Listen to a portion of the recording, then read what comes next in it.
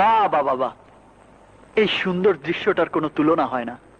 Camera থাকলে একটা ছবি তুলে সুন্দর ফ্রেমে বাঁধিয়ে রাখতাম, আর নিজের কাছে নিজে প্রশ্ন করতাম,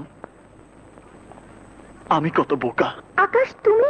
হ্যাঁ, আমি তোমার সেই আকাশ যাকে তুমি ভালোবাসতে। আমি তোমার সেই আকাশ যার বুকে মাথা রেখে তুমি নতুন জীবনের স্বপ্ন দেখতে। আমি তোমার সেই আকাশ যাকে একদিন এক পলক না দেখলে তুমি বলতে, 1000 বছর মনে হয় দেখা হয়নি। আকাশ, আকাশ তুমি আমার চাকরি পাবার খুশির খবরটা দেবার জন্য আমি যে কবিতার কাছে ছুটে এসেছিলাম। আমি যদি জানতাম আমার কবিতা আর আমার নেই, যদি জানতাম আমার প্রেমের ছন্দ পতন ঘটেছে, তাহলে এই মুহূর্তে তোমার কাছে এসে তোমাদের এই সুন্দর ইমোশনটাকে নষ্ট করতাম না।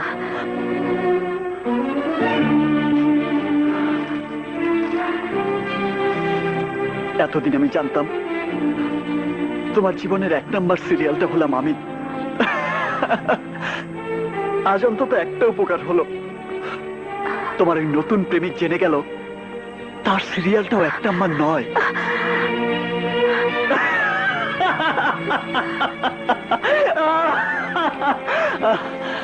সত্যি তুমি এত সুন্দর করে একসাথে দুজনকে নিয়ে প্রেমের খেলা খেলতে পারো, এই সত্যটা আমার জানা ছিল না। শোনো কবিতা, প্রেম হলো পবিত্র। প্রেম কখনো বারবার একজন থেকে আরেকজনকে দান করা যায় না। কিন্তু তুমি আমার ভালোবাসা আরেকজনকে দান করে ভাবতে পারো তুমি এক বিশ্ব প্রেমিকা। কিন্তু আমি বলবো, কাউকে ভালোবাসার মতো মন তোমার নেই। আকাশ, আকাশ তুমি পাগলের মতো এসব কি বলছো? এরপরও তুমি প্রশ্ন করছো? ভালোই করলে কবিতা, আমার সত্যিকারের ভালোবাসাকে অপমান করে তুমি আবার প্রমাণ করে দিলে তেল আর পানি কখনো মেশে না।